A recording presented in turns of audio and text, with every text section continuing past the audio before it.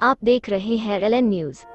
इम्तियाज जलील साहब के नेतृत्व के अंदर जो है हाईवे है, आप 2 साल से लड़ रहे हैं इसके लिए। तो ये बीजेपी गवर्नमेंट के अंदर आपको क्या लगता है कि आपको इंसाफ मिलेगा?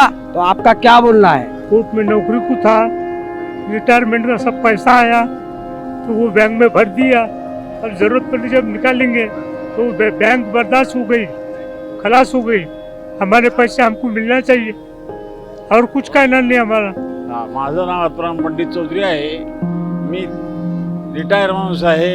या कंपनीमध्ये पोट भरतो आणि इथे मला जे पैसे भेटले त्या बँकेत मी आदर्श नागरिकाला टाकले ते पैसे त्यांनी 2-3 महिने व्याज दिलं, पण नंतर त्यांनी बंदच करून टाकलं। आज अशी कंडिशन आहे की मला एका मंदिरात भीक मागावं लागते, असं इतकी वाईट कंडिशन माझी। त्यामध्ये अटॅक आला, त्यामध्ये हे झालं, कोणी पैसा नाही, कोणी देत नाही, लेकरं कोणी पोसत नाही। तसं मायबाप सरकार काय करावं? आणि आपले मुख्यमंत्री साहेब, तुम्ही लाडके बहीण योजना हे चालू कर, ते चालू कर। वयाच्या 65 वर्षावर तुम्ही हे देतात, ते काही करू नका, पण आमचे जे पैसे अटकलेले आहेत आदर्श नागरिक तेवढे आम्हाला मिळवून द्याल, आपले खूप खूप उपकार होतील। आणि मीच नाही, माझ्यासारखे कमीत कमी इथे 150 लोक बसलेले आहेत आणि त्यांचे आमचा विचार करावा। मायबाप एवढा एक करावा। मुख्यमंत्री साहेब, तुम्ही काही वेळ जाणतात, तुमच्या हातात सगळी सत्ता आहे, तेवढं आमच्याकरता करून द्यावे। एवढं हे तुमची आमची एवढी इच्छा पूर्ण करणार हे मायबाप सरकार। नाही तर आम्हाला मेल्याशिवाय दुसरा नाही, तर आम्हाला तुम्ही दत्तक घ्या। वयस्कर माझं वय 65 वर्ष, आता काम होत नाही, काही होत नाही, तर आम्ही काय करायचं? घरात कोणाचेच लेकरं एकदा त्यांचे लग्न झाल्यावरती कोणाच्या जवळ नसतात, तर तुम्ही आम्हाला एवढी मेहरबानी होईल।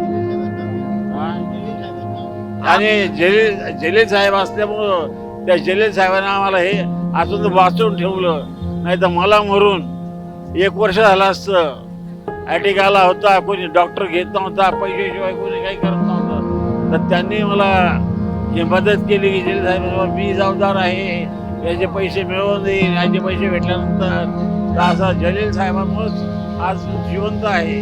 तर तुम्ही मेहरबानी करून साहेब आमचा ह्या न्याय मिळवून द्याल, अशी आम्ही आग्रहाची नम्र विनंती करतो। तुम्ही सरकार काही करून आम्हाला तुमच्यावर करा। हजारो पतसंस्थेचे ठेवीदार इथं जमा झालेले आहे।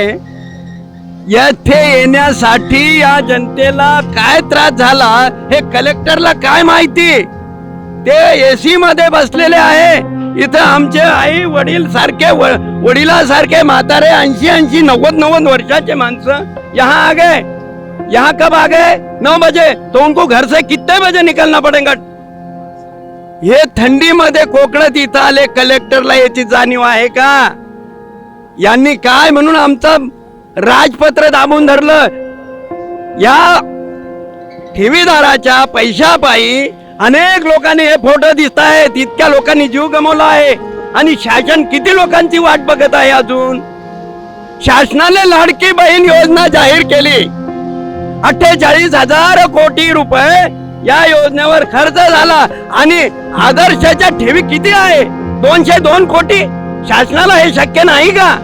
शासन किती मूर्ते पाडणार आहे अजून? केवळ ही जनता जी जिवंत आहे, ही जी जनता जिवंत आहे, केवळ इम्तियाज जलीलच्या नावाने जिवंत आहे। जर इम्तियाज जलील नसते तर आज याच्यापैकी 50% लोग मर जाते थे साहब। ये खंत है हमको। केवळ इम्तियाज जलील ने हा प्रश्न हाती घेतला। इथे एकही मर्द पैदा झाला नव्हता का? मतदानाच्या वेळेला घरोघरी येऊन मत मागले, हा प्रश्न यांना दिसत नाही का? पण सगळे भामटे झालेले आहे, मिंदे झालेले आहे। सगळे नेते एका बाजूला झुकले आणि आमचा इम्तियाज जलील अकेले है, मगर अकेला कौन आता है? शेर अकेला आता है, कुत्ते साथ नहीं आते, कुत्ते साथ आते हैं। हमको यकीन है कि जब तक इम्तियाज जलील के इसमें दम है, हमारा पैसा आज नहीं तो कल जरूर मिलने वाला है। दुसरी गोष्ट साहेब एक सांगू इच्छितो, आमची तर आर्थिक हानी झालेलीच आहे। ऐकू येतं का? थोडं शांत बसा। आमची आर्थिक हानी झालेली आहे, पण त्याहूनही मानहानी जास्त झालेली आहे. समाजामध्ये आम्हाला लोक हिणवतात. बरे गेले, लय बोकाळले होते, यांचे इतके गेले, बरं झालं आपण नाही फसलो. अरे तुम्ही आम्हाला हसू नका. आज हवा तुम्हारी है, कल का तूफान हमारा रहेगा. कल हम तुमको हसेंगे. आज हा जो प्रश्न इम्तियाज जलीलने हाती घेतला त्याबद्दल आम्ही आणि तुमच्या चॅनलचे धन्यवाद व्यक्त करतो. आणि हा लढा हा असा चालू राहतो की काय हे सांगता येत नाही. बोलो सर, आप किधर से आए हुए हैं? मैं पिशोर से आया हूँ, पिशोर कन्नड़ तालुका। मेरा नाम है संजय जोशी। अब यहाँ जो आदर्श के पद संस्था है, इसमें हमारे सब लोगों के पैसे गुते हुए और वो पैसे के बारे में हम 2, 3, 4 से साल से चक्कर मार रहे। अभी मान कापी ने हमको धोखा दिया। जो व्यवस्थापक है यहाँ के सब शाखा के, वो व्यवस्थापक हमारे वो बोलते थे हमारे भरोसे पे पैसे डालो। अभी उन्होंने हमारे भरोसे वो वापस बाजू हट गए और हमारे पैसे अभी गुट गए, हमको पैसे मिलने को ना। कलेक्टर साहब जो है, इन्होंने अभी तक इस पे कोई भी रिस्क लिए नहीं है। तो कलेक्टर साहब को बोलना है कि ये रिस्क लियो। हमको जब इम्तियाज जलील साहब नहीं होते तो हमारा कुछ सच्चा नहीं रहता था। हम सब इम्तियाज जलील साहब के आमदार के उनके पीछे जो हमके जो हमारा जो राय देने वाले अच्छे वो ये, हम उनके ही साथ में। अभी हमारी यही बात है कि हमको हमारे पैसे मिलने को होना जल्द में कलेक्टर साहब ने ये सब लोगों की राय देखना और हमारे पैसे देने को होना। मेरा नाम रामचंद्र इष्णू मोकासे, राहणार पिशोर, तालुका कन्नड, जिल्हा संभाजीनगर। माझे आदर्श पत संस्थेमध्ये 3 लाख रुपये आहे, कारण मी स्वतःचं 6 वावर विकून मी आदर्श बँकेमध्ये पैसे टाकले। आम्हाला आमची ठेवी परत मिळावा अशी माझी मागणी आहे। खासदार इम्तियाज जलील साहेब यांच्या नेतृत्वाखाली आम्ही 2 वर्षापासून लढत आहोत, तरी अजून आम्हाला सरकारने न्याय दिला नाही। तर मुख्यमंत्री साहेबाला मी विनंती करतो, मुख्यमंत्री साहेबांनी आमची दखल घेऊन आमचा त्वरित न्याय द्यावा ही मी सर्व महाराष्ट्राच्या सर्व नेते लोकांना विनंती करतो। त्यांनी आमची मागणी करावा, आमची मागणी त्वरित या मुख्यमंत्र्यांनी व सरकारने आमची दखल घ्या हीच मी विनंती करतो। सर, आपको तो दोनों आंखों से दिखाई भी नहीं देता।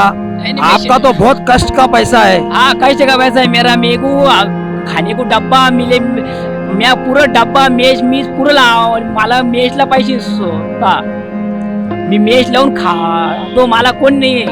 आप मुख्यमंत्री उप मुख्यमंत्री दोनों उप मुख्यमंत्री तो क्या आशा रखते हैं आप? मी मुख्यमंत्र्याकडे बी, अजित दादा पवारकडे बी, उपमुख्यमंत्र्याकडे बी आणि शिंदे साहेबाकडे बी मी विनंती करतो, सरकारने माझ्या ठेवीदाराकडे जरा पहा आणि आमचे पैसे हक्काचे हे परत मिळवून द्या। हे 2 उपमुख्यमंत्री आणि मुख्यमंत्री साहेबा सुद्धा मी विनंती करतो, माझे पैसे त्वरित आमचे 2 महिन्यामध्ये सर्व ठेवीदाराचे पैसे द्या। सर्व महेश नाही, सर्व महिलाचे सुद्धा ज्याने काम करून निंदून खुरपून पैसे टाकले त्या महिला सुद्धा या सरकारने दखल घ्या, कारण सर्व मंडळीचे पैसे आदरचे 500 ठेवीदाराचे तवर मिळव ही मी मुख्यमंत्री साहेबांकडे मागणी करतो। आणि पुन्हा एकदा उपमुख्यमंत्री आणि मुख्यमंत्री याला विनंती करतो, आमचे पैसे तवर ठेवीदाराचे पैसे 2 महिन्यांच्या मिळवून द्या असं या ठिकाणी मागणी करतो।